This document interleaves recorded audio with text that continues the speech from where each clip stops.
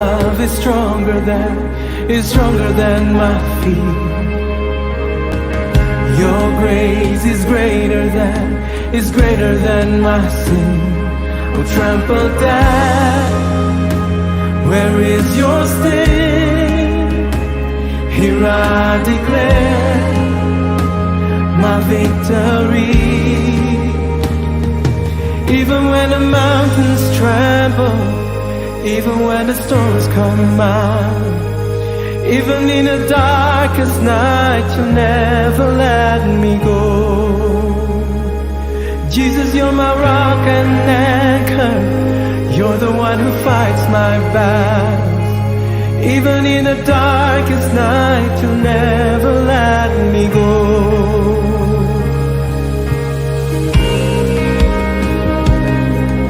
You never let me go, Jesus.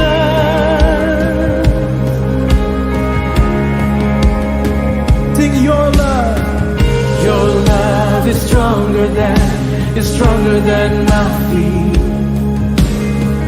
Your grace is greater than my sin. Oh, trample down, declare it. Where is your sin? Here I declare my victory. Even when the mountains tremble, even when the storms come out, even in the darkest night, you never let me go. Jesus, you're my rock and anchor. You're the one who fights my battles. Even in the darkest night, you never let me go. Oh, even when the mountains tremble, even when the storms come out, even in the darkest night, you never let me go. Jesus, you're my rock and anchor. You're the one who fights my battles. Even in the darkest night, you never let me go.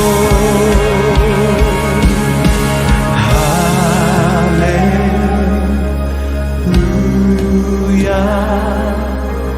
Hallelujah.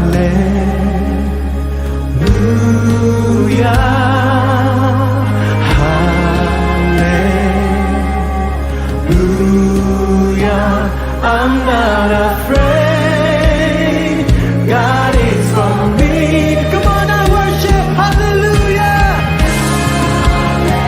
Hallelujah.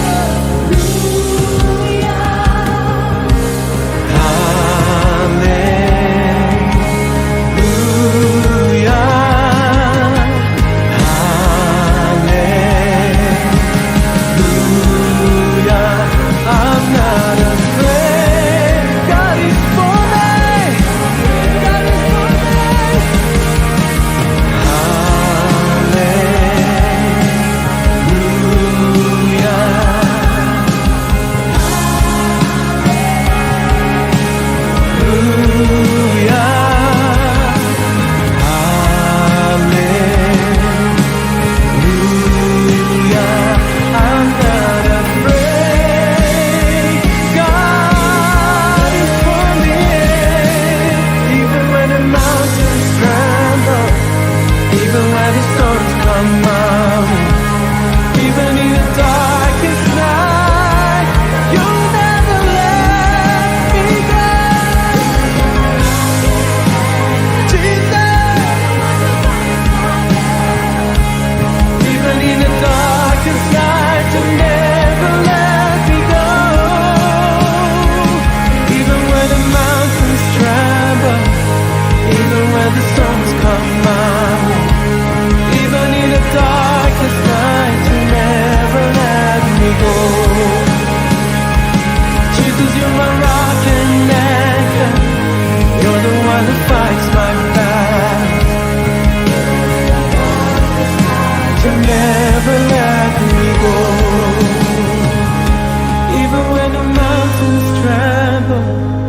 Even when the storms come out, even in the darkest night, you never let me go. Jesus, you're my rock and anchor.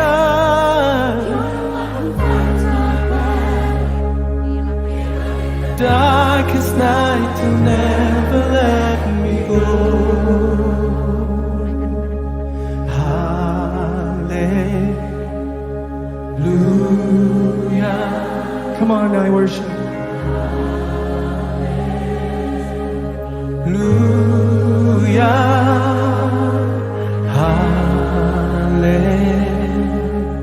Hallelujah.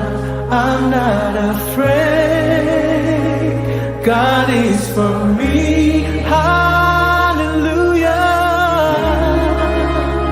Hallelujah.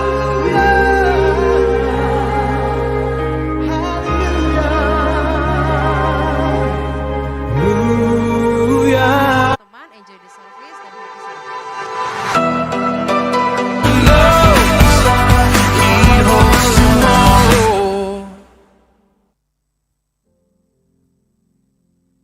Karena anugerahnya lah besar bagi setiap kita. Kita manusia berdosa yang diselamatkan oleh kasih-Nya. Kita yang hancur, kita dibentuk kembali. Mari dengan segenap hati kita mau pujikan Amazing Grace.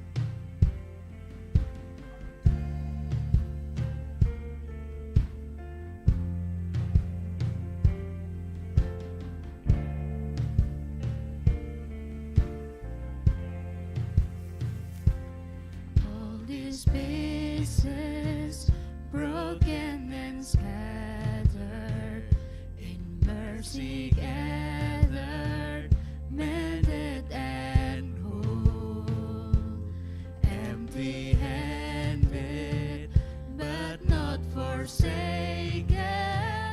I've been set free, I've been set free. Amazing grace, amazing grace, how sweet the sound that saved a wretch like me. Oh, I once was lost, but now I'm found. Was blind, but now I see. Oh, I can see you now.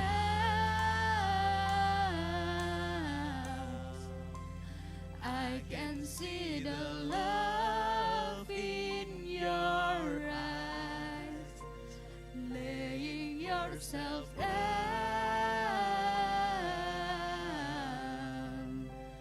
raising up the broken to life.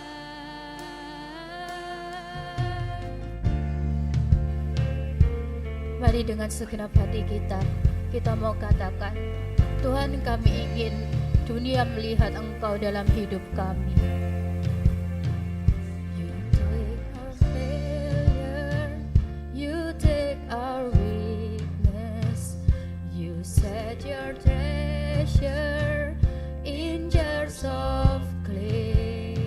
So take this heart, Lord, I'll be your vessel, the world to see your life in me.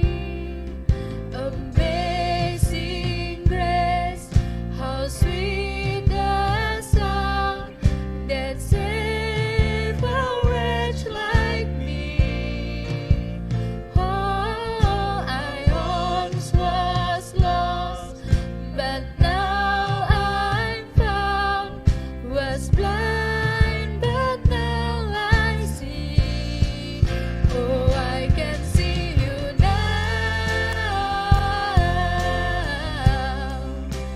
I can see the love in your eyes, laying yourself down,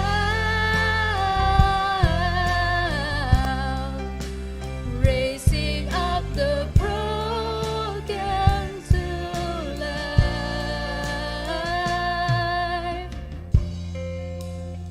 Mari dengan bangkit berdiri kita mau serahkan hati kita.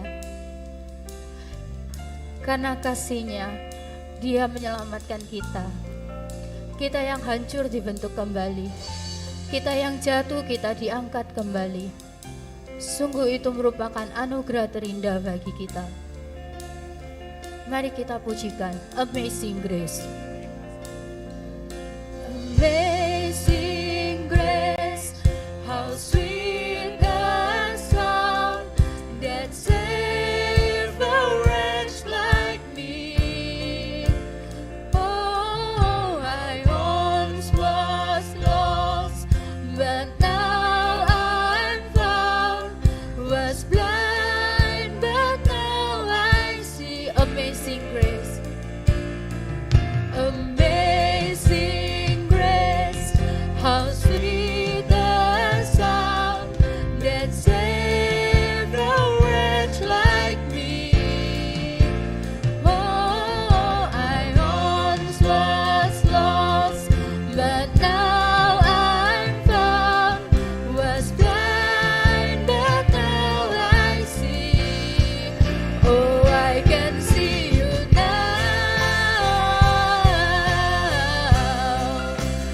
I can see the love in your eyes, laying yourself down,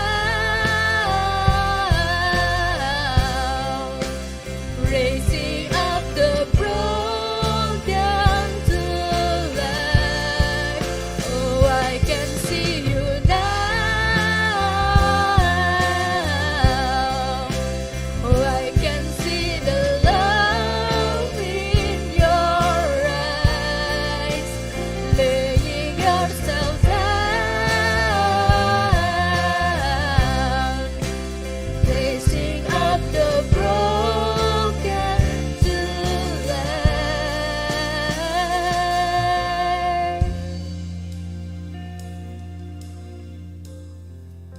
Tuhan, terima kasih Engkau telah mengumpulkan kami kembali di sini. Ini setiap hati kami, Tuhan. Kami ingin memuji Engkau. Tolong Tuhan, untuk kebaktian ini lancarkan dari awal, pertengahan hingga akhirnya. Kami serahkan seluruhnya dalam tangan-Mu Bapa. Dalam nama Tuhan Yesus. Haleluya. Amin. Dengan tetap bangkit berdiri, mari kita tepuk tangan, kita sorak-sorai. Kita mau naikkan, pujikan nama Tuhan kita. Yang mau puji nama Tuhan di sini katakan haleluya. Amin. Tuhan kita memang luar biasa.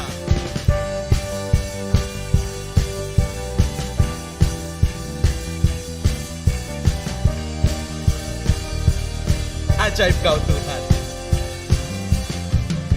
Tak terbayang kebesaran-Mu dan tak terbanding kekuatan-Mu Tuhan. Kau Raja atasku. Segenap jiwa dan pengharapan telah ku serahkan untuk rencana-Mu Tuhan. Kau Raja atasku, Kau Raja atasku. Hanya Kau yang layak ditinggikan. Dengan penuh semangat kita mau nyanyikan, kita mau pujikan Tuhan kita. Ajaib Kau Tuhan, agung dan perkasa. Kau sumber kemenanganku, layak berkuasa, memerintah selamanya. Yesus Kaulah Raja mulia.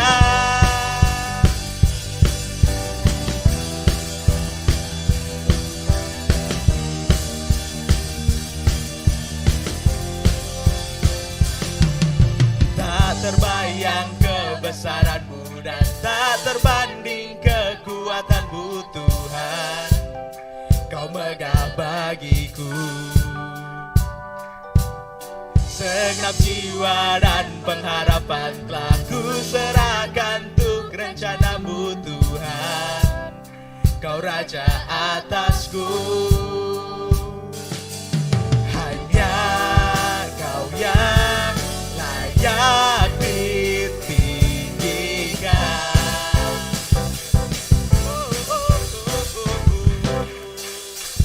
Ajaib Kau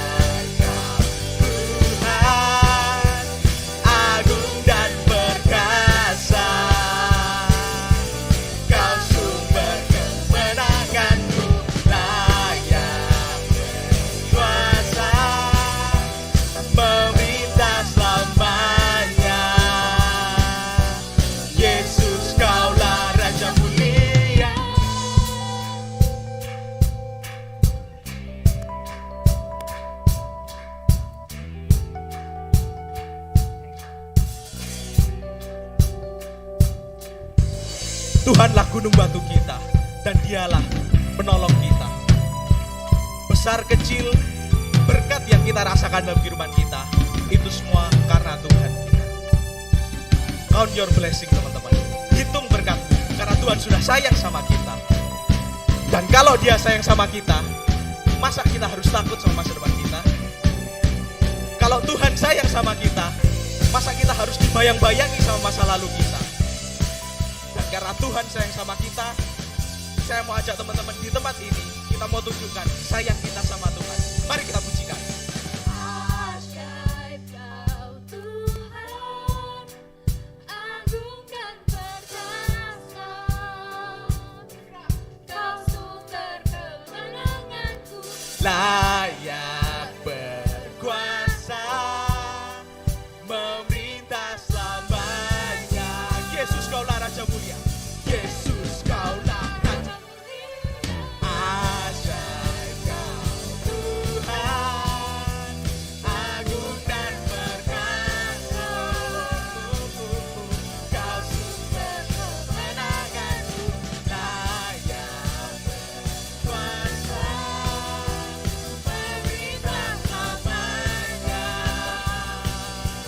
Yesus Kaulah Raja Mulia.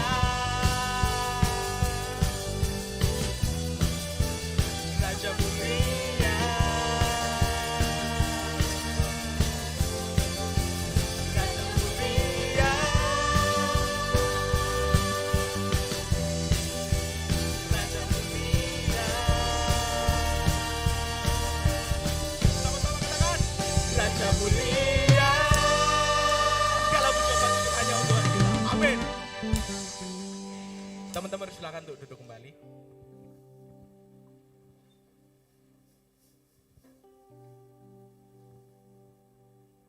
Teman-teman, saya mau nanya, kira-kira kalian pernah nggak sih takut berdoa? Nggak usah dijawab ya teman-teman ya, mungkin dipikirin aja dalam hati gitu. Mungkin kedengarannya aneh kalau ada orang yang takut berdoa gitu ya kan. Tapi mungkin kita bisa mikirinnya kayak gini. Pernah nggak sih kalau teman-teman buat salah gitu sama teman kalian, sama orang tua kalian mungkin, atau sama orang yang kalian sayang atau orang yang kalian respect, kalian hargai gitu ya.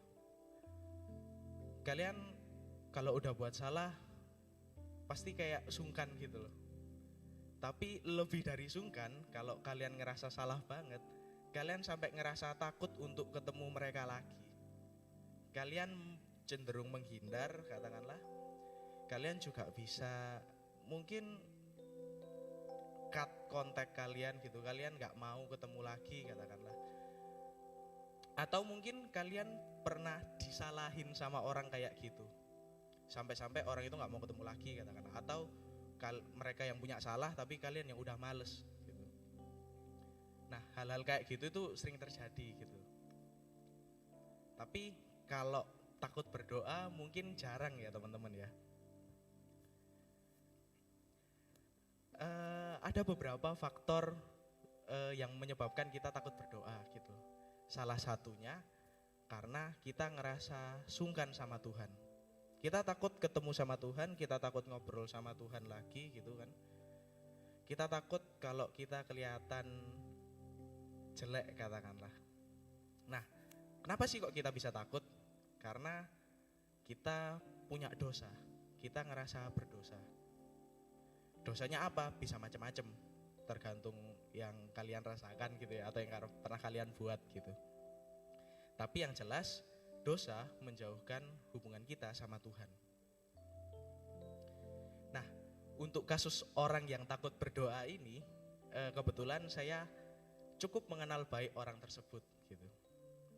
Orang tersebut adalah saya sendiri gitu. Mungkin buat teman-teman ngerasa gak masuk akal lah, kamu ya di depan jadi WL gitu kan, tapi kamu takut berdoa, itu gak make sense banget, kamu pelayanan juga. Tapi kalau boleh aku bilang teman-teman, sebenarnya aku juga sama berdosanya kok, sama nggak layaknya kok kayak kalian, atau bahkan kayak orang-orang yang nggak datang ke gereja gitu. Kalau kalian ngerasa kalian lebih baik dari orang-orang yang datang ke gereja, tunggu dulu. Toh yang jadi WL aja juga ngerasa berdosa kok. Nah sekarang gini pertanyaannya, seberdosa apa sih aku memang gitu kan. Nah kalau buat aku yang namanya dosa, namanya salah tetap salah ya kan. Gak bisa dibanding-bandingin dan gak buat dibangga-banggain juga. Gak buat adu mekanik gitu ya guys ya gitu. Oh ya kita merasa bersalah dan kita bisa takut sama Tuhan. Tapi hebatnya Tuhan kita itu adalah Tuhan yang sangat baik. Meskipun kita takut, meskipun kita menghindar gitu, Tuhan tetap membuka dirinya buat kita temuin gitu. Meskipun aku takut doa, aku masih tetap bisa berdoa kok kapanpun. Cuma akunya aja yang takut gitu. Dan ini juga kembali ke kalian sendiri gitu. Kalau kalian ngerasa gak layak, ya kalian harus melewati rasa takut kalian itu. Kalian harus lawan rasa takut kalian. Overcome your fear. Karena Tuhan selalu ada buat kita. Tinggal nunggu kapan kitanya aja yang mau maju gitu. Dan kalau kita gak mau maju, kita gak akan maju. Kita gak akan berubah, kita akan gini-gini terus. Sedikit cerita juga, 2 tahun selama pandemi, waktu ibadah online, aku hampir gak pernah ibadah. Tapi tiba-tiba waktu onsite aku diminta pelayanan dan langsung jadi WL. Di sana aku kayak bener-bener, kenapa sih? Kenapa sih kok pelayanan lagi kan kayak gitu. Terlepas semua yang sudah terjadi dalam kehidupan dan lain-lain, ya kenapa sih kok aku harus balik ke depan lagi gitu. Tapi aku ngelihatnya adalah Tuhan masih sayang sama aku. Tuhan ngasih kesempatan buat aku biar lebih dekat sama Dia. Dan saat ini aku mau ajak teman-teman buat nyanyiin lagu ini, buat buka hati kalian. Kita mau ketemu Tuhan apa adanya.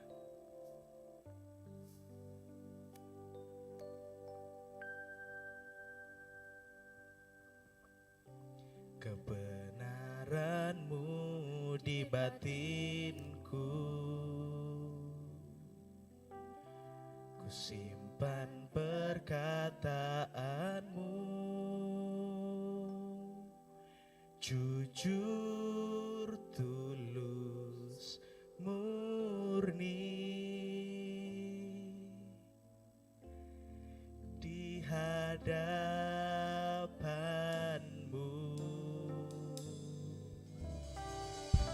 Tak ada selubung Kau dapati di dalamku, dan hatiku terbuka untuk Kau selidiki selalu.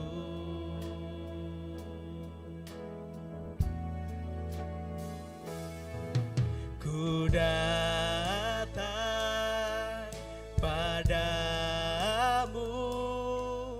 Bapa terang, apa adanya, tiada yang ku sembunyikan.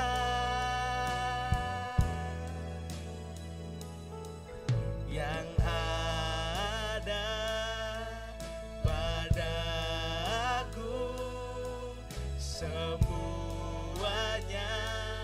ku berikan kepadamu, apa adanya, hatiku milikmu. Tak ada selubung Kau dapati selubung kau dapati di dalamku, dan hatiku terbuka, dan hatiku terbuka untuk kau selidiki selalu. Ini kami ya Tuhan, ku datang padamu, Bapa terang, apa adanya, tiada yang ku sembunyikan,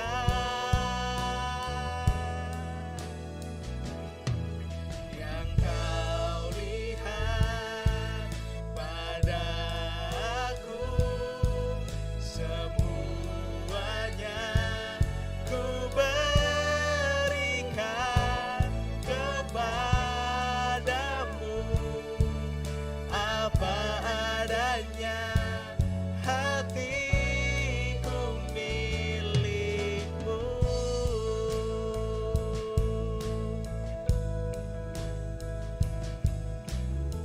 Teman-teman, it's okay to be fragile.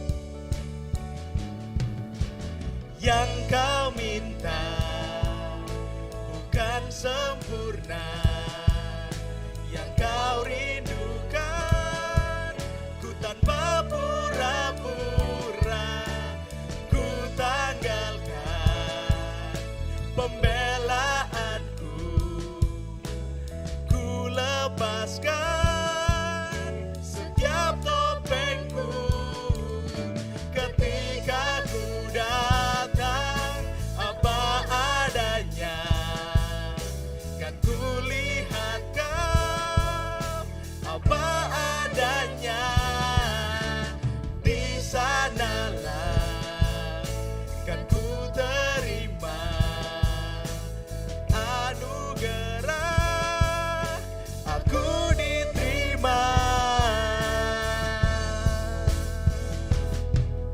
Ku datang padamu, Bapa terang, apa adanya, tiada yang ku sembunyikan,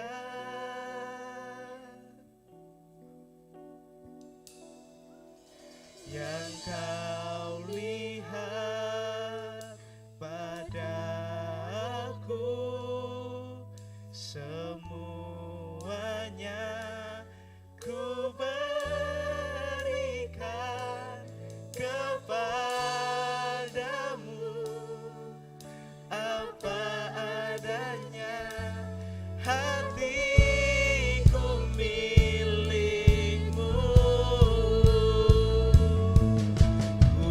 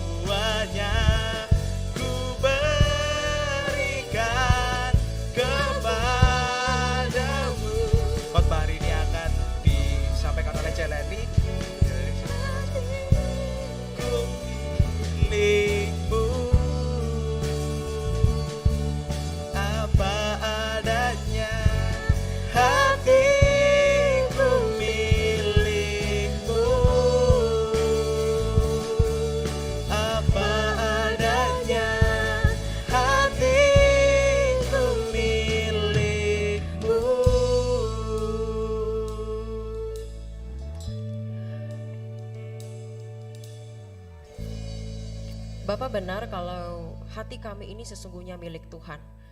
Kalau bukan punya Tuhan, kami ini punya siapa? Kami tahu Tuhan, semua yang ada pada diri kami asalnya dari Tuhan. Dan kami mau belajar Tuhan untuk mempersembahkan diri kami. Tuhan, kami mohon di pagi hari ini ketika firman Tuhan diberitakan, Roh Kudus bersama-samalah dengan kami. Bukakan pikiran kami, bukakan hati kami, rengkuh kami dengan kasih-Mu Tuhan. Sehingga kami menangkap Tuhan, apa yang Engkau inginkan dalam hidup kami. Kami tidak mau take it for granted untuk apa yang Tuhan berikan, apa yang Tuhan sediakan. Kami gak mau menyanyiakan kesempatan kali ini. Dan tolong kami juga untuk merespon dengan baik. Tolong hamba-Mu Tuhan dalam segala kelemahannya untuk bisa menyampaikan isi hati-Mu yang tidak terbatas luasnya. Di dalam nama Tuhan Yesus kami berdoa. Amin.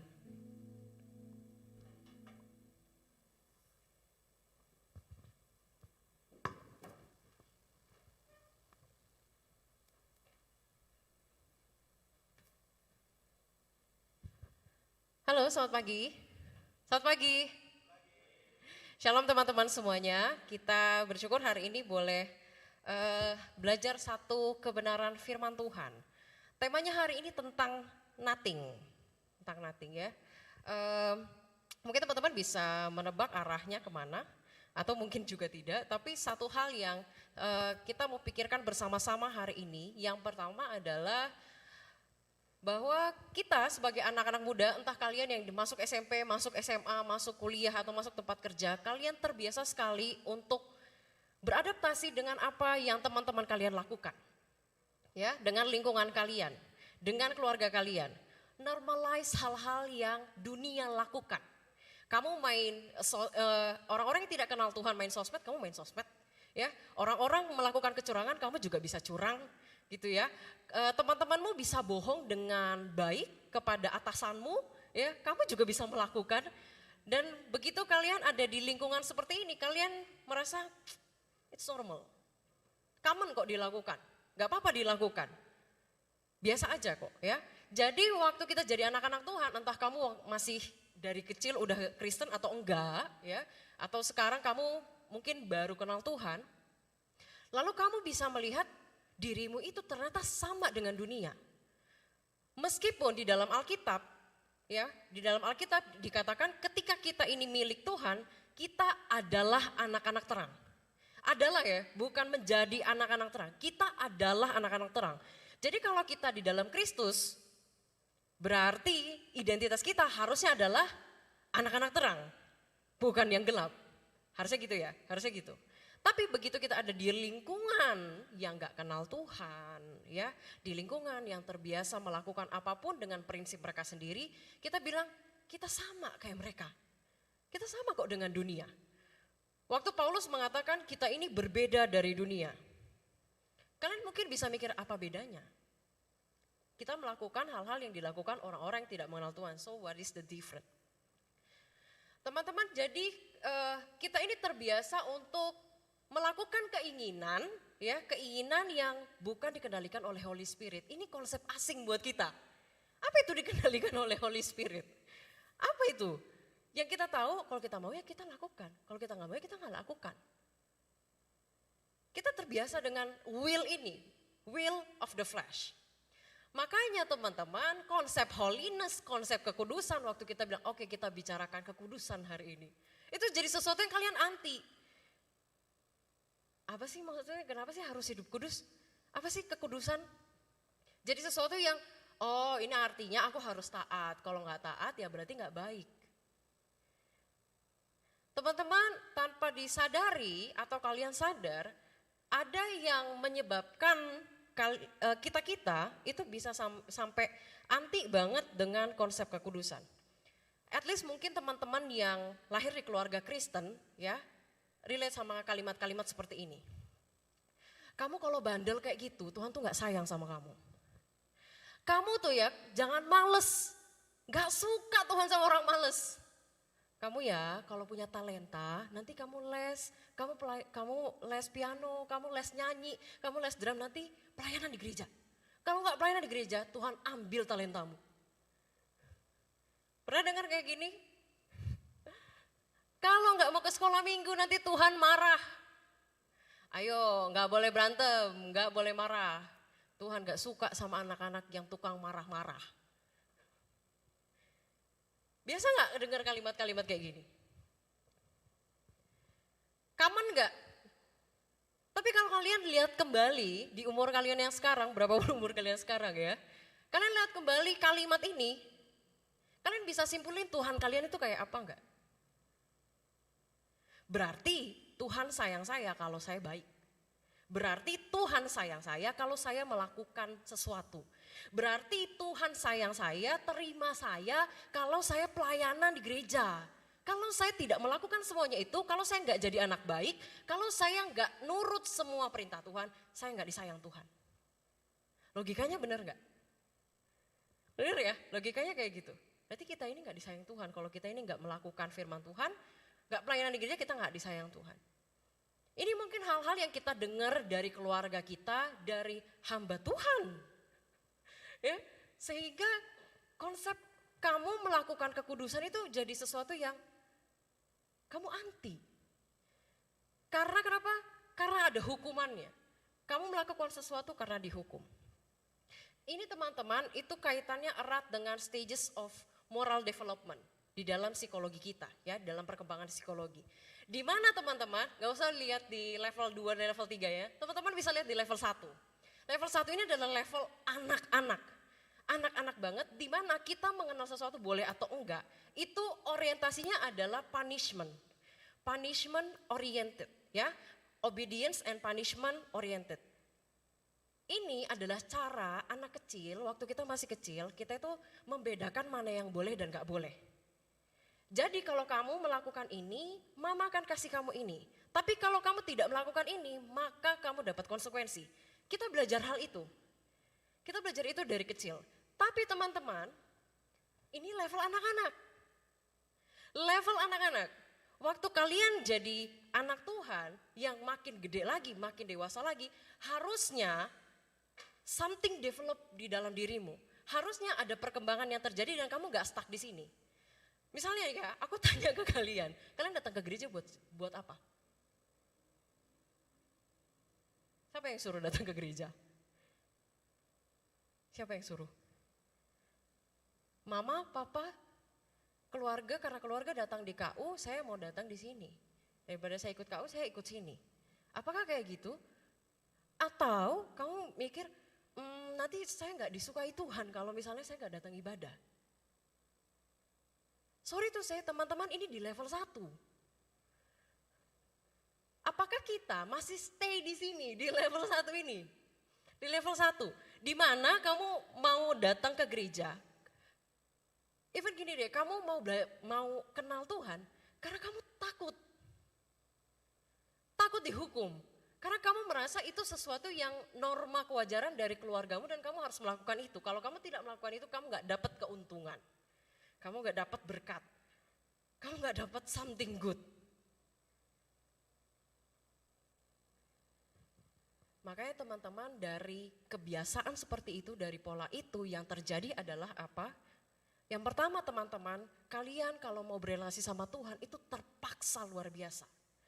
Karena kalau enggak nanti dihukum Tuhan. Jadinya adalah level yang anak-anak ini terus alasannya adalah hukuman.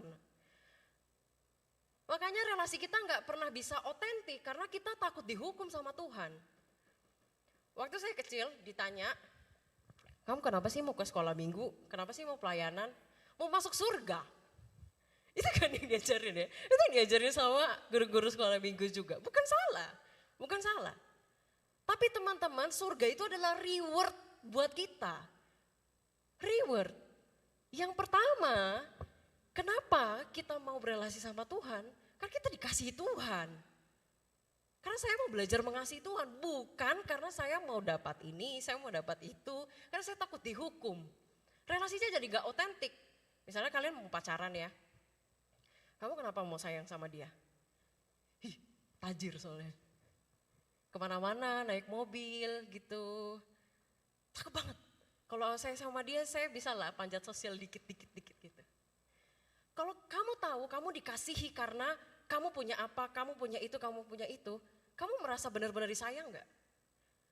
One day waktu dia tahu kamu punya kebobrokan apa, lalu dia nggak mau terima, dia masih sayang nggak? Jadi ini satu konsep yang kebangun akhirnya. Yang kedua teman-teman, dari kalimat-kalimat tadi ya, yang mungkin kalian juga relate untuk dengar, pernah lihat, pernah alamin juga. Kita jadi punya konsep Tuhan gak suka sama orang berdosa. Gak suka Tuhan. Gak suka Tuhan kalau misalnya saya lakukan ini, Tuhan akan benci saya. Jadi teman-teman, gak heran kalau kita ataupun orang-orang dewasa lainnya, satu kali dia buat dosa, buat kegagalan yang parah sekali, dia takut ke gereja. Kenapa? Karena ada konsep yang ini yang terbangun. Tuhan gak suka sama orang berdosa. Tuhan gak bakal terima saya. Tuhan bakal benci saya kalau Tuhan ini tahu saya sudah melakukan itu. Ya Tuhan tahu kita sudah lakukan itu. Tapi Tuhan gak bakal suka. Ini konsep-konsep yang kita terima, yang kita tahu. Teman-teman, oke, ada something yang kita perlu lihat lebih dalam. Kita buka sama-sama di Lukas 7 ayat 36 sampai 50 ya. Teman-teman yang mau dilihat di layar langsung juga silahkan.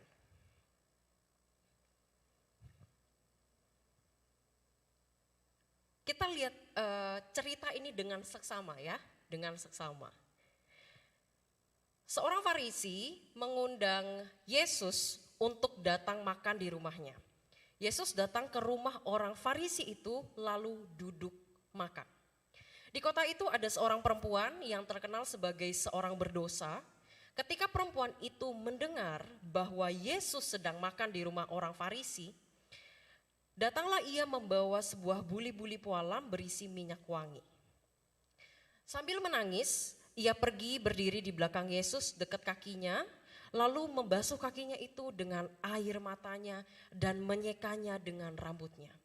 Kemudian ia mencium kakinya dan meminyakinya dengan minyak wangi itu.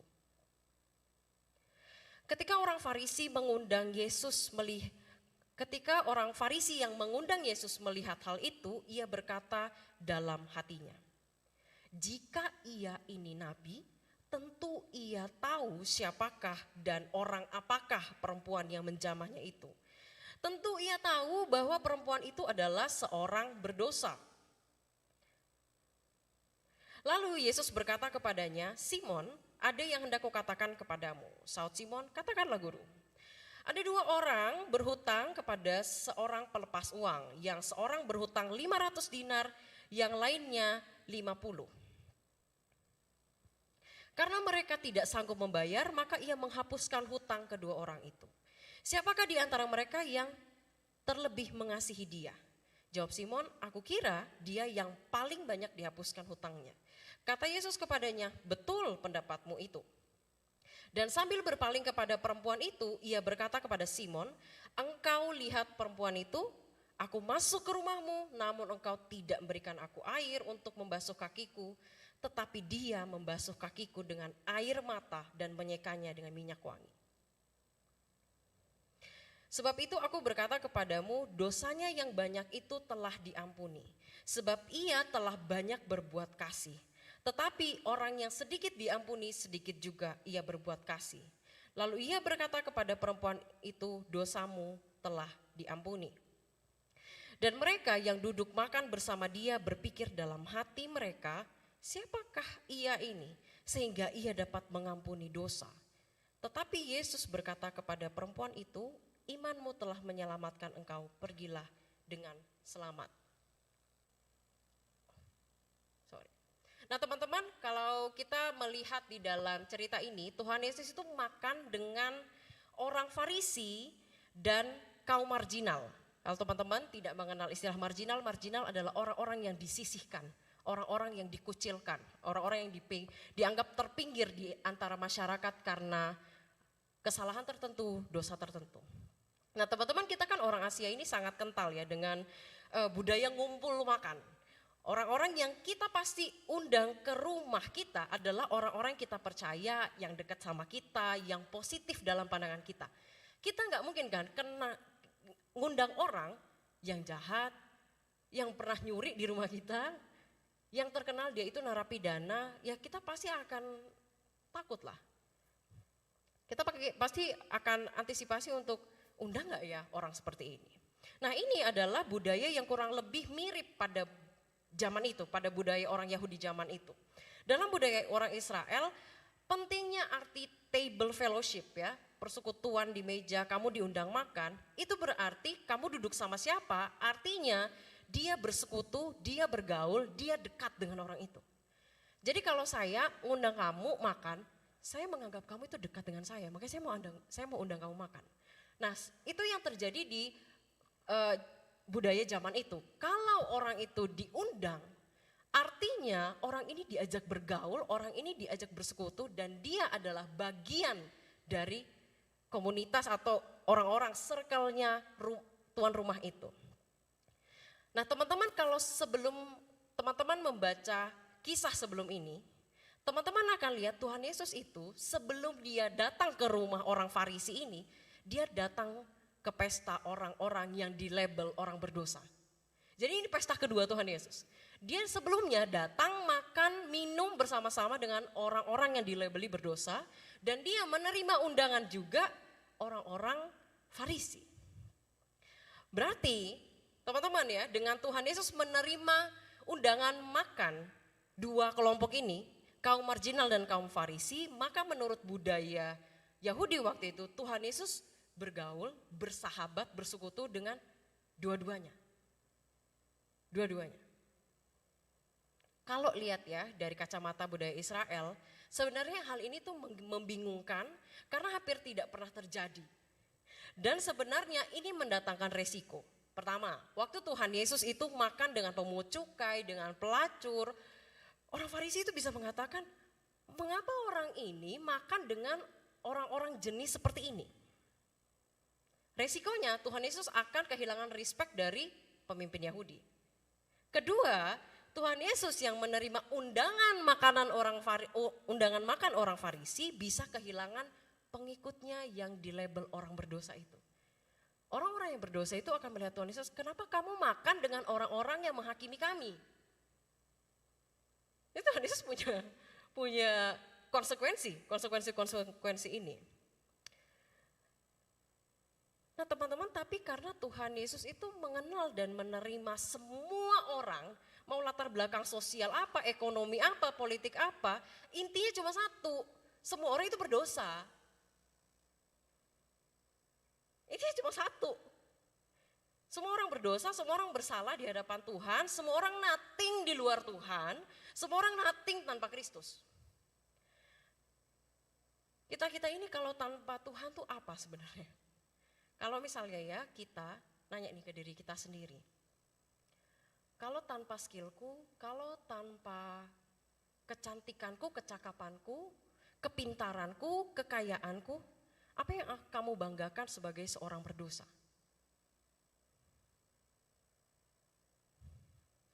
Teman-teman, saya suka gregetan sama orang yang tukang bully di sekolah, di kampus, di tempat kerja, anywhere ya. Tukang bully. Biasanya apa sih? Orang-orang yang suka ngerendahin, judgmental itu apa yang mereka banggakan sebenarnya? Paling kan ada 4 kan, kalau bukan cakep, smart, kaya, posisi atau jabatan, status. Pertanyaanku, kalau kita lebih kaya, apakah kita jadi sinless atau kurang berdosa? Pertanyaanku, kalau kita lebih pinter, apakah sama dengan kamu kurang berdosa? Sama buat teman-teman kita yang aktif di gereja, pelayanan di gereja, sudah dibaptis, ikut katekisasi, apakah itu mengartikan kita jadi kurang berdosa karena kita sudah mengambil bagian di sini? Apakah karena kamu sudah jadi pengurus, panitia, pelayanan OSIS, pelayanan kampus, kemudian sama dengan kamu jadi sinless? Coba kita lihat ya, paling tidak ada 2 cerminan tipe orang Kristen dari kisah ini. Yang pertama adalah orang Kristen tipe A. Saya nggak suka bergaul dengan orang-orang berdosa. Mereka itu suka banget ngelakuin hal-hal yang nggak disukai Tuhan. Ya, misalnya ya banyak lah ya, kalian mention bisa banyak banget. Atau tipe B, saya nggak suka dengan orang-orang yang merasa dirinya paling benar dan suci. Mereka tidak bisa menerima kelemahan saya, kekurangan saya. Ini dua tipe orang Kristen. Mungkin bisa ada tipe lain, tapi paling tidak bisa dibagi dua ini. Kalau teman-teman lihat dua ini, kira-kira teman-teman ada di posisi mana? B. Ada yang B, ada yang A, sama macam-macam. Saya yakin semua tipe ini ada di semua gereja. Dan sangat mungkin kita ada di bagian tipe ini, dua bagian tipe ini. Tidak sedikit orang Kristen yang punya kecenderungan memposisikan diri sebagai orang berdosa yang mirip dengan kaum marginal. Tersisihkan, dikucilkan, suka dijelek-jelekan, direndahkan, gak diterima di gereja, asing dengan dunia gereja. Tapi teman-teman, kalau kita lihat sama-sama, orang seperti ini kemudian bisa membenci orang-orang yang seperti orang Farisi yang sukanya judgmental, sukanya merasa diri benar. Kalau misalnya kebencian itu terjadi, ya, dan kita juga jadi anti sama orang itu, apa bedanya kita sama orang Farisi?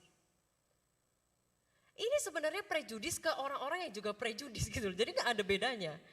Levelnya sama, seperti orang Farisi yang nggak bisa menerima pemungut cukai, orang-orang berdosa, orang-orang yang suka melakukan kejahatan, apa segala macam itu ya. Kita juga sama, kita nggak bisa terima mereka. Kita nggak bisa terima kalau mereka itu benar. Kita nggak suka kalau lihat mereka itu ada di spotlight gereja, ada di spotlight kampus, ada di spotlight sekolah.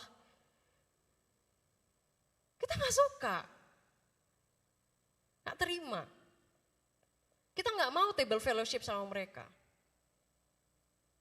Akhirnya apa bedanya kita sama orang Farisi, orang-orang yang merasa diri benar, orang-orang yang suka ngakimin kalau orang itu punya kesalahan apa?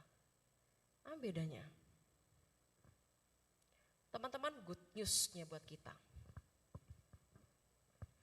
Mau jenis Kristen macam apapun kamu, kita yang judgmental, kita yang tukang bohong, kita yang maha tidak salah, kita yang tukang bully, kita yang lahir di keluarga berantakan, kita yang lahir di keluarga yang menolak kita yang punya papa mama bangkrut, kita yang punya papa mama gak bisa kerja, kita yang di sekolah gak punya teman, kita yang di kampus gak dianggap, kita yang bahkan gak tahu apa yang bisa dibanggain dari diri kita.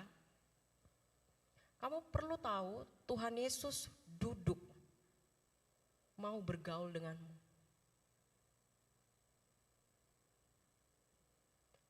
Tuhan Yesus mau duduk sama kamu. Duduk semeja dengan kamu. Menerima kamu.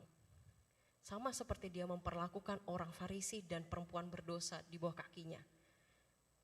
Tuhan Yesus gak ngusir perempuan itu, Tuhan Yesus juga gak mencela dan mengusir orang Farisi itu. Tuhan Yesus duduk di tengah-tengah orang berdosa, kamu dan saya. Yang sama kayak orang Farisi itu, yang sama kayak perempuan berdosa itu. Dia duduk sama-sama kita, menerima kita. Teman-teman, pengalaman ini yang diterima oleh perempuan berdosa itu, yang di kisah ini. Apa yang membuat dia berani datang membasuh kaki Tuhan Yesus di tengah-tengah orang-orang yang pasti akan menghakimi dia. Apa yang buat dia berani kayak gitu? Kalau teman-teman lihat di ayat ini, katakan dosanya yang banyak itu telah diampuni. Dan di akhir itu di ayat 48 itu dikatakan dosamu telah diampuni. Teman-teman, kalau teman-teman tanya apa akhirnya solusi dosa, gak ada yang lain selain kamu merasa kamu mengalami pengampunan Tuhan. Kalau selama ini kamu merasa, kamu ini selalu rasa bersalah dengan dosamu, mungkin kamu bisa tanya ke dirimu sendiri, kamu sudah mengalami pengalaman pengampunan Tuhan atau enggak? Mengalami pengampunan Tuhan, mengalami rasanya diampuni sama Tuhan, dimaafkan sama Tuhan. Teman-teman, ayat yang tadi itu ya, bukan maksudnya adalah meskipun ada kata sebab ya di sini, sebab ia telah banyak berbuat kasih. Ini bukan berarti dia diampuni karena dia sudah banyak berbuat kasih, bukan itu artinya.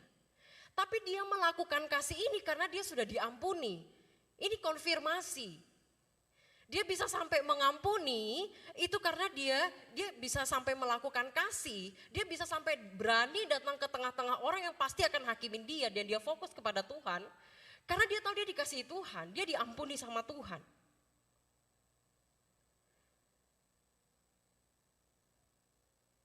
Teman-teman merasa teman-teman perlu nggak sebenarnya diampuni sama Tuhan? Diampuni. Kalau teman-teman pernah buat satu kesalahan besar dalam hidupmu, kamu mungkin akan malu sama mama papamu. Kamu takut mama papamu gak ampunin kamu. Tapi begitu kamu datang, terus mama papamu bilang, kamu masih anakku, aku sayang sama kamu. Pengampunan itu yang free, yang membebaskan kamu dari cengkeraman dosa itu. Teman-teman, ada satu kisah, ini kisah yang bagi saya sangat membekas. Satu kali ini di tanggal 28 Juli, waktu saya lagi devosi, saya dapat satu kisah ini. Kisah ini itu terjadi di Spanyol. Ini mengisahkan teman-teman seorang anak bernama Paco. Ya, anak muda, masih sekitar 18 tahun gitu. Nah, dia ini sebenarnya tidak punya relasi yang terlalu baik sama papanya. Paco sering sekali itu salah paham sama papanya, sering sekali berantem sama papanya. Dan papanya ini kenal banget anak ini tuh suka bikin masalah, bikin onar, bikin malu keluarganya. Kemudian satu hari mamanya ini meninggal. Mamanya meninggal dan Paco itu meninggalkan rumah. Dia nggak punya alasan kenapa dia harus tinggal di rumah. Karena selama ini dia hanya dekat sama mamanya dan dia nggak dekat sama papanya. Jadi karena nggak ada lagi alasan dia di rumah, dia pergi, dia melarikan diri dari rumah. Dia melakukan apapun yang dia pengen lakukan. Sedangkan dia meninggalkan papanya yang lagi kehilangan berat karena istrinya meninggal. Dia nggak peduli sama apa yang terjadi sama papanya. Tapi ayahnya ini kemudian di tengah rasa dukanya, dia cari anak ini. Dia cari anak ini di semua tetangganya, di rumah-rumah yang terdekat dengan dia, sampai di lingkungan yang lebih jauh dia cari sampai berbulan-bulan tapi gak ketemu. Dia gak menemukan Paco. Akhirnya teman-teman, ayahnya ini memutuskan untuk dia bikin iklan di koran. Ya, iklan di koran. Iklan koran itu koran yang cukup ternama di daerah mereka dan papanya ini bayar dengan harga yang mahal untuk bisa ada di highlight koran itu. Dan dituliskan seperti ini. Dia minta dituliskan seperti ini. Dear Paco, meet me in front of this newspaper's office at noon on Saturday. All is forgiven. I love you. Kemudian berita ini dimeluncurkan, koran ini diterbitkan dalam beberapa hari sebelum hari Sabtu. Itu banyak sekali orang-orang yang sudah menerima ini dan melihat berita highlight ini. Kemudian teman-teman tiba di hari Sabtu. Tiba di hari Sabtu, di pukul 3 sore papanya ini jalan dari rumahnya menuju ke kantor koran itu. Teman-teman tahu apa yang terjadi sampai di depan pelang kantor koran itu? Ada 800 laki-laki bernama Paco datang ke kantor itu. bagian yang membekas bagi saya dituliskan di cerita itu, 800 laki-laki itu bernama Paku, mereka menunggu hal yang sama, pengampunan dari ayah mereka.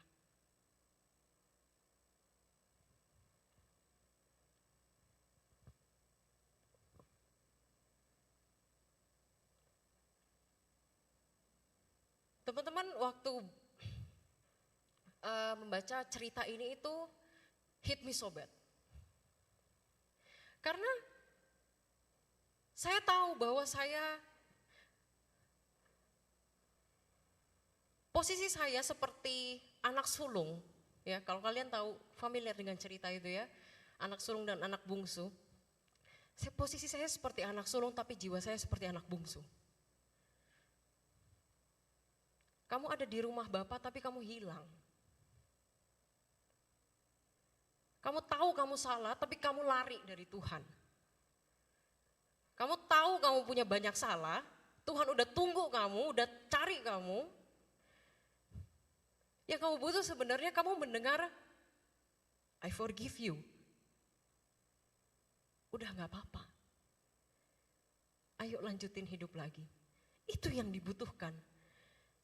Penerimaan itu yang dibutuhkan. Tahu bahwa itu experience yang mahal, tapi takut. Takut kalau kamu gak diterima sama Tuhan. Kamu takut kalau misalnya kamu dihukum sama Tuhan. Takut kalau akhirnya kamu gak dengar Tuhan bilang, I forgive you. Karena kamu mungkin di keluargamu gak pernah ada itu. Gak pernah dikasih. Gak pernah dipeluk. Gak pernah dibilang gak apa-apa. Oh it's okay. Iya kamu memang salah. Tapi ayo perbaikin lagi. Kamu mungkin asing sama itu. Sampai akhirnya kamu takut kalau kamu berdosa. Kamu takut mau ngadep Tuhan.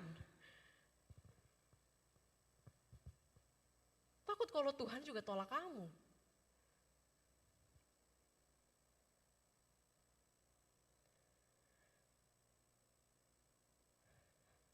Teman-teman, dari kisah yang tadi, ya perempuan itu ada respon-respon baik yang kita bisa lihat sama-sama ya. Respon pertama yang dia perlihatkan adalah ketika dia menerima pengampunan itu. Teman-teman, waktu dia terima pengampunan itu dia gak sibuk sama orang lain. Dia gak sibuk sama apa kata-kata orang. Dia tetap datang sama Tuhan. Dia gak peduli orang-orang yang pasti bakal hakimin dia. Mau ngomong apa dia gak peduli. Dia datang ke Tuhan. Karena dia lebih tahu besar pengampunan Tuhan itu. Dan it's worth it. Teman-teman, perempuan yang datang itu waktu dia datang sama Tuhan. Dia juga gak jadi self pity. Dia bilang, Tuhan iya aku salah, aku gak bisa apa-apa. Tuhan apa, enggak ada. Dia gak sibuk mencela dirinya. Dia gak sibuk mencela dirinya, dia gak sibuk juga mencela orang lain. Seperti apa yang Farisi lakukan. Tetap dicela orang ini waktu datang. Tetap dikata-katain orang ini. Waktu berita pengampunan itu Tuhan kasih. Tuhan kan kasih ya ke orang Farisi dengar. Kamu diampuni. Oh berarti ada pengampunan dari Tuhan. Orang Farisi juga dengar. Tapi apa yang orang Farisi lakukan? Orang Farisi waktu berita kasih pengampunan diberikan. Mereka sibuk sama identitas. Siapa perempuan ini? Perempuan ini perempuan berdosa. Siapa Tuhan Yesus ini yang sampai berani-beraninya mengampuni dosa? Come on, kamu itu dikasih berita anugerah, yang kamu sibuk adalah identitas mereka yang sebenarnya gak penting. Teman-teman, aku tanya ke kalian, kalau kalian lagi ditegur dosanya, gak usah sibuk sama yang lain. Gak usah sibuk sama yang lain. Kalau dikasih tahu, dan itu benar ya, dan itu benar. Ada orang yang memang fitnah. Tapi kalau itu adalah kebenaran yang kamu bisa perbaikin, gak usah sibuk sama yang lain. Tuhan cuma minta kamu fokus ke dia. Fokus aja ke besarnya pengampunan Tuhan itu. Masa besarnya pengampunan Tuhan itu masih gak cukup buat kamu, sampai kamu harus cari hal-hal yang lain. Teman-teman, kita taat kepada Tuhan bukan karena kita takut dihukum Tuhan. Kita taat kepada Tuhan karena kita dikasihi Tuhan. alasanmu mau taat, alasanmu mau setia sama Tuhan, alasanmu mau berubah, karena kamu experience kasihnya Tuhan, pengampunannya Tuhan. Kamu bukan takut dihukum, kamu bukan takut dihakimi. Tapi karena kamu sudah dikasihi dan kamu tahu diri dengan kasih itu. Ini reason kita. Untuk kita itu mengasihi Tuhan. Teman-teman, biarkan Tuhan itu mengasihi semua yang ada di dalam dirimu. Semuanya. Biarkan Tuhan mencintaimu di hal paling bobrok yang kamu lakukan. Teman-teman, kita malu ya, kita sampai, kalau bisa orang gak usah tahu kegagalan kita, kesalahan kita, kecurangan kita, kebohongan kita. Kita risih kalau orang tahu aib kita. Risih kan? Risih kita gak mau orang tahu. Nah sama Tuhan, kita tahu dia tahu semua hal tentang kita. Kita tahu dia tahu. Tapi apakah kamu membiarkan dirimu dicintai Tuhan? Dicintai Tuhan dengan kelemahan itu.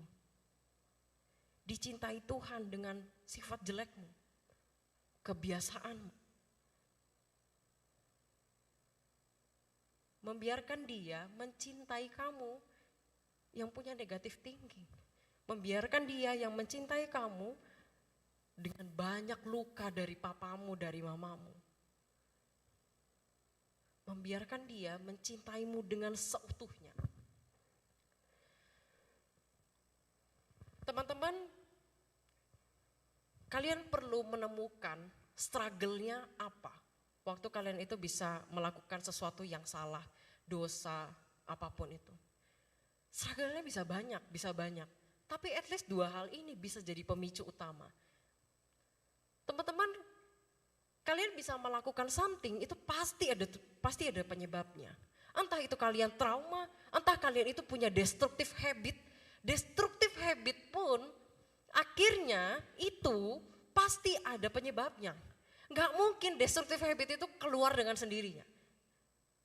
Kenapa kamu terbiasa melakukan dosa itu dari umur 5 tahun? Kenapa? Itu pasti ada penyebabnya. Kadang kita sudah umur 17, 18, baru kita merasa risih. Kok ini aku gitu terus ya? Kenapa ya? Oh mungkin karena ini, oh mungkin karena itu. Tapi teman-teman, kalau kita tidak tanyakan itu, kita nggak beresin itu bisa membuahkan dosa-dosa yang lain. Kalau habit yang satu, yang destruktif itu tidak diselesaikan, tidak dibereskan, maka terjadilah dosa-dosa yang lain. Sampai dosa itu jadi banyak, kesalahan kalian jadi banyak, kalian guilty feeling. Kok dosaku makin banyak ya? Karena ini mungkin teman-teman, ada habit itu yang nggak di-cut. Ada yang gak diperbaiki, ada yang gak dicari tahu kenapa penyebabnya. Dan 2 tips ini teman-teman bisa bawa pulang. Pertama, lacking of your basic needs may lead you to unholy living. Basic needs, teman-teman kita perlu sadari kita punya basic need. Dan kalau misalnya basic need itu kita tidak terpenuhi dengan sehat, kita bisa kebawa ke unholy living, ke hidup yang tidak kudus. Kenapa? Karena kamu tidak dicukupi basic needs-mu dengan sehat. Basic needs itu apa? Penerimaan, pengakuan. Kamu diterima dengan baik. Tapi begitu lacking, begitu itu tidak ada, tidak dicukupi dari kecil dengan sehat. Kamu cari penerimaan dengan cara yang salah. Kamu cari pengakuan dengan cara yang salah. Makanya kamu jadi unholy living. Ini yang pertama, basic needs. Yang kedua teman-teman, kamu mungkin punya trauma. Gak semua orang punya, tapi kamu mungkin punya trauma yang kamu tidak selesaikan. Ketika kamu tidak selesaikan itu, kemungkinannya besar, kamu juga bisa dipimpin, dibawa ke unholy living. Hidup yang tidak kudus. Karena kamu terjebak dengan masa lalu, kamu terjebak dengan pola-pola tertentu, kamu terjebak dengan kata-kata orang. Sehingga kamu define yourself dengan apa yang dikatakan orang itu. Teman-teman, jadi 2 hal ini yang kita bisa bawa pulang ya, take home message buat kalian. Kalian bisa lihat bahwa pengampunan Tuhan itu sudah cukup buat kita. Sekarang stepnya yang jelas, cari yang benar, pikirin dengan serius, apa yang perlu diberesin.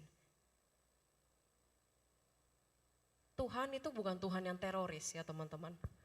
Ayo selesaiin, kalau enggak nanti aku hukum. Enggak, Tuhan datang dengan lemah lembut ke kita, yuk beresin. Yuk dicari tahu. Yuk jangan diam aja. Ya teman-teman, ini yang kita bisa pikirkan hari ini. Semoga teman-teman setelah pulang dari sini, teman-teman punya satu waktu yang baik dengan Tuhan. Teman-teman pikirin, apa sebenarnya aku perlu bereskan supaya aku ini tidak berlarut-larut hidup di dalam unholy living. Dan unholy living itu harusnya tidak jadi satu momok. Kenapa? Karena kita berelasi sama Tuhan harusnya bukan karena ketakutan. Ketakutan yang merasa terancam seperti itu ya, bukan dalam arti takut akan Tuhan, bukan di sana. Tapi karena kamu dikasihi Tuhan. Kalau kamu belum pernah mengalami kasih Tuhan, minta. Tuhan, saya mau mengalami kasih Tuhan. Sehingga pengalaman kasih itu yang mendorong kamu untuk kamu mau hidup buat Tuhan. Amin. Mari kita berdoa.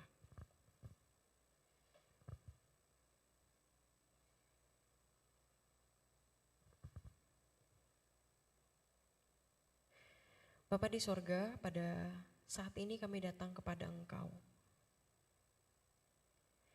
Kami memohon Tuhan, dengarkan setiap anak-anak-Mu yang sulit selama ini mengatakan dengan jujur apa yang mereka rasakan. Mereka mungkin takut dihakimi di tengah keluarga, pertemanan, bahkan di gereja. Mereka mungkin punya kebiasaan-kebiasaan buruk yang gak mungkin mau diceritakan ke siapapun karena terlalu memalukan.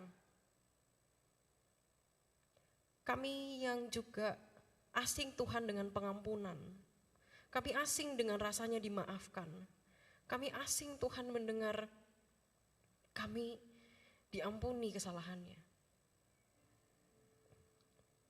Kami mohon Tuhan,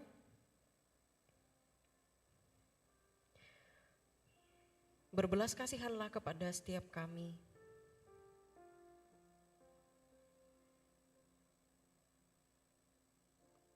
Tarik kami dekat ke hadirat-Mu, ke pelukan-Mu Tuhan. Ketika kami yang terlalu takut untuk datang pada Tuhan, tolong dekap kami. Sehingga tidak ada alasan buat kami untuk kami diam, kami hidup terlalu jauh dari Tuhan. Ini doa kami Bapa. Dengarkan kami, tolong kami, peluk kami. Jangan lepaskan kami Tuhan. Di dalam nama Tuhan Yesus kami berdoa. Amin. Dikembalikan kepada WL.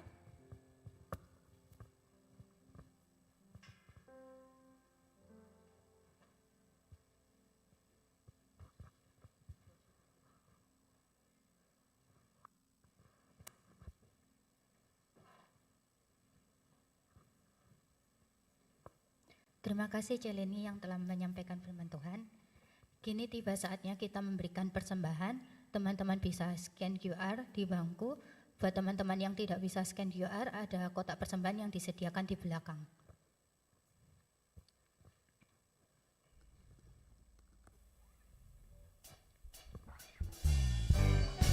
Mari dengan bersuka cita kita memberikan persembahan bagi Dia.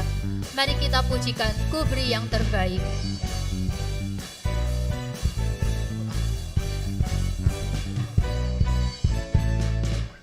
Ku temukan kasih yang sejati tiada pernah berubah, hanya di dalam-Mu Yesus Tuhanku. Kasih yang telah Kau beri lebihi segala yang terbaik. berkesudahan, kekal selamanya. Kini ku bawa kepadamu hidupku sebagai persembahan. Terimalah pujian dari hatiku, Hanyalah untukmu. ku beri yang terbaik hanyalah bagimu. Hanya untukmu yang termulia, berkenan bagimu. Biar hidupku bersinar bagi kemuliaan dan keagungan-Mu Tuhan, kebesaran-Mu. Ku beri segalanya, ku beri yang terbaik.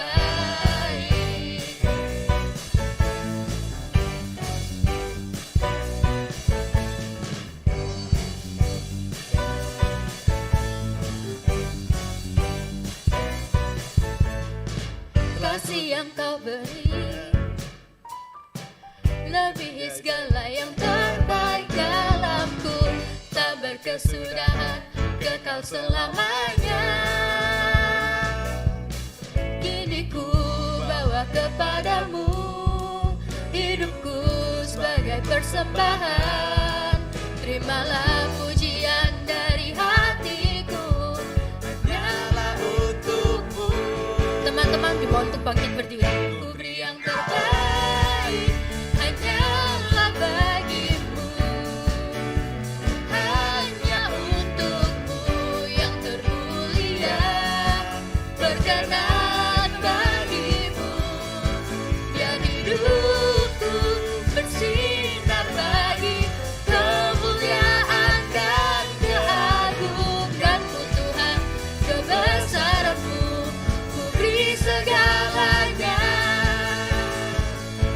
ku beri yang terbaik hanyalah bagimu.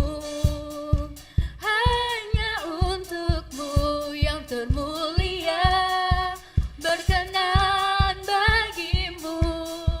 Biar hidupku bersinar bagi kemuliaan dan keagungan-Mu Tuhan, kebesaran-Mu. Ku beri segalanya, ku beri yang terbaik hanyalah bagimu. Hanya untukmu yang termulia, berkenan bagimu. Biar hidupku bersinar bagi kemuliaan dan keagungan-Mu Tuhan, kebesaran-Mu. Ku beri segalanya, ku beri yang terbaik.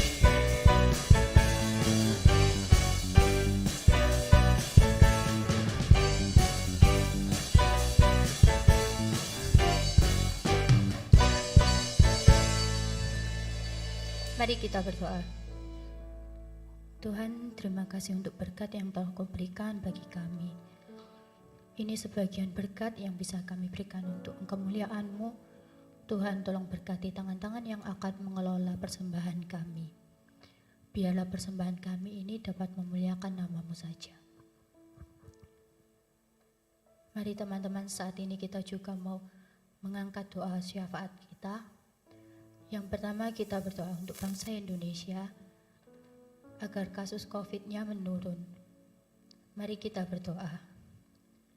Ya Bapa, Tuhan, terima kami kasih bersyukur Tuhan atas segala berkat-berkat-Mu. Kalau Kami saat ini bersatu yang ada hati di tempat Tuhan, ini, berdoa Tuhan, untuk bangsa kami Tuhan, sehat-sehat bangsa dan Indonesia baik-baik ini aja. Tuhan. Di mana saat ini Tuhan, kasus mungkin COVID memang naik lagi mungkin Tuhan. sudah Tuhan mulai tolong sempat jamah mereda Tuhan ya bangsa Tuhan. Indonesia Tuhan. Tapi Berkati pemimpin bangsa Indonesia Tuhan, belakangan ini supaya Tuhan, dapat kayaknya memimpin COVID Tuhan, lagi naik lagi. dan dapat dengan bijaksana Tuhan, supaya kasus COVID ini dapat Kita juga turun nggak lagi mau, Tuhan. banyak orang Berkati kami Tuhan, keluarga kami, anak-anak kami, anak-anak-Mu ini Tuhan. Lindungi kami Tuhan dari segala sakit penyakit Tuhan. Yang kedua, mari kita berdoa untuk pergumulan kita, baik di sekolah, di kampus, di tempat kerja, relasi kita dengan teman, dengan keluarga kita, atau dengan atasan kita. Mari kita berdoa. Tuhan, kami juga mengucap syukur Tuhan, Kau telah menempatkan kami Tuhan di sini Tuhan. Bukan merupakan suatu kebetulan Tuhan. Saat ini Tuhan kami berdoa Tuhan, untuk segala pergumulan kita Tuhan, di mana teman-teman untuk pekerjaan kami Tuhan dan studi kami Tuhan. Tuhan tolong Tuhan jamah Tuhan. Tuhan tolong lancarkan Tuhan untuk relasi kami dengan teman Tuhan, relasi kami dengan atasan Tuhan. Tuhan tolong berkati Tuhan, dan terutama relasi kami dengan keluarga kami Tuhan. Kami serahkan semuanya. Yang ketiga, mari kita berdoa untuk pembangunan gereja Teens and Youth yang ada di belakang. Biarlah segalanya dilancarkan dan dapat selesai dengan tepat waktu. Mari kita berdoa. Kami saat ini berdoa juga Tuhan untuk pembangunan Teens and Youth yang ada di belakang gereja kami Tuhan. Kiranya Tuhan kasih-Nya Tuhan bisa selesai dengan tepat waktu. Tuhan digunakan Tuhan untuk memuliakan nama-Mu saja Tuhan. Untuk tempat kami Tuhan beribadah dan kami bertemu dalam Tuhan. Bukan buat gengsi-gengsian, tapi itu juga boleh jadi berkat Tuhan buat pekerjaanmu dan boleh membantu kami buat bertumbuh dan berkembang dalam Engkau lebih lagi. Ini doa syafaat kami Tuhan, kami serahkan seluruhnya di dalam tangan-Mu. Di dalam nama Tuhan Yesus Kristus, haleluya, amin. Mari dengan tetap bangkit berdiri, kita mengikrarkan pengakuan iman rasuli yang berbunyi. Aku percaya kepada Allah, Bapa yang Maha Kuasa, Khalik langit dan bumi, dan kepada Yesus Kristus, anaknya yang tunggal Tuhan kita, yang dikandung dari Roh Kudus, lahir dari anak darah Maria, Yang menderita sengsara di bawah pemerintahan Pontius Pilatus, disalibkan, mati dan dikuburkan, turun dalam kerajaan maut. Pada hari yang ketiga, bangkit pula dari antara orang mati, naik ke sorga, duduk di sebelah kanan Allah, Bapa yang Maha Kuasa, dan dari sana Ia akan datang, menghakimi orang yang hidup dan yang mati. Aku percaya kepada Roh Kudus, gereja yang kudus dan am, persekutuan orang kudus, pengampunan dosa, kebangkitan tubuh, dan hidup yang kekal. Teman-teman dipersilakan untuk duduk kembali. Sebelum kita pulang,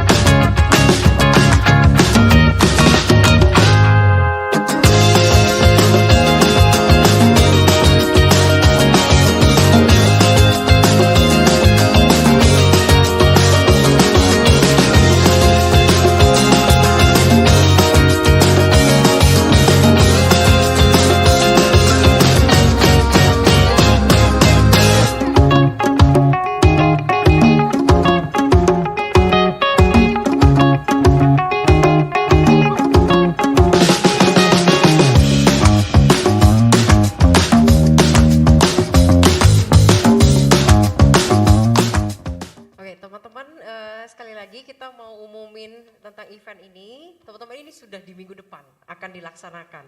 Jadi registrasinya akan ditutup hari Kamis minggu depan. Teman-teman yang mau join dan kami pengen banget teman-teman bisa join, silakan mendaftar dengan segera ke kontak person, itu ada Monica di sana, teman-teman bisa kontak, terus nanti bisa regis di sana. Teman-teman yang mau belajar pun gak apa-apa ya. Teman-teman boleh ajak, dan teman-teman yang SMP Gloria dan SMA Gloria, teman-teman kalau mau ajak teman gak apa-apa ya. Meskipun mereka nggak gereja di sini, tapi mereka sekolah di sana, itu nggak apa-apa. Diajak aja untuk kita bisa belajar sama-sama tentang penatalayan ibadah. Dan teman-teman bisa diperhatikan sama-sama juga, di tanggal 24 itu hari Minggunya, Kobili itu akan bersama-sama dengan kita pelayanan di hari Minggu itu. Dan setelah itu kita ada gathering penatalayan ibadah. Nah ini teman-teman, kita mengundang semua teman-teman yang terlibat di dalam pelayanan. Mau teman-teman WL, BV, pemusik, teman-teman multimedia, teman-teman juga yang penyambutan, yang share, apapun teman-teman pelayanan yang teman-teman lakukan di sini, kita undang semuanya datang. Jadi setelah ibadah kita akan gathering sama-sama lagi di situ ya, gak lama-lama teman-teman, maksimal 1 jam. Kita pengen doain kalian, kita pengen appreciate pelayanan yang kalian sudah lakukan selama ini. Jadi please come di tanggal ini. Oke, thank you teman-teman, God bless. Oke, thank you Celeni dan juga tim Mulmed yang sudah menyediakan materi pengumuman atau siapapun yang menyediakan. Oke, thank you. Sebelum kita menutup ibadah kita pada hari ini, saya mau ajak kita buat nyanyi satu lagu respon. Bangkit berdiri nggak, Cik? Lupa. Oh iya, teman-teman silakan bangkit berdiri dan doa berkat nanti akan disampaikan oleh Celeni. Oh, 2.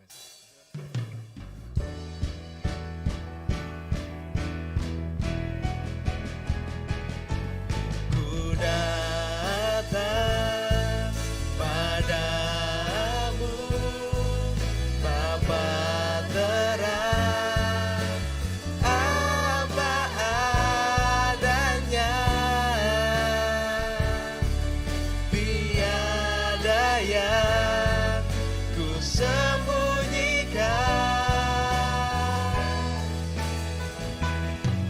yang kau lihat padaku, semuanya ku berikan kepadamu, apa adanya, hatiku milikmu, apa adanya, hatiku milikmu.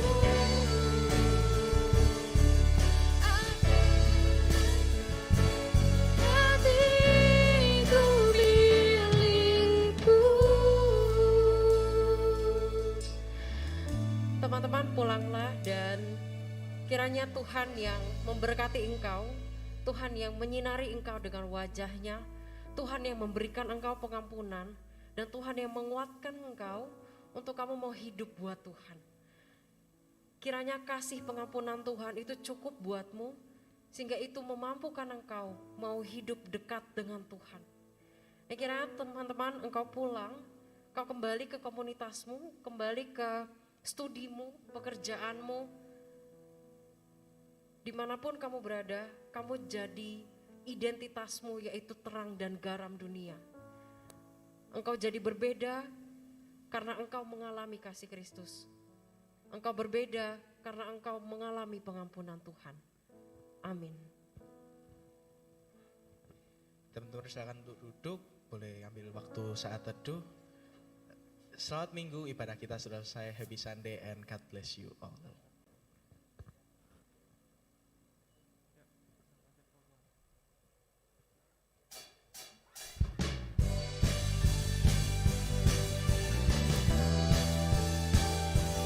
See you next Sunday.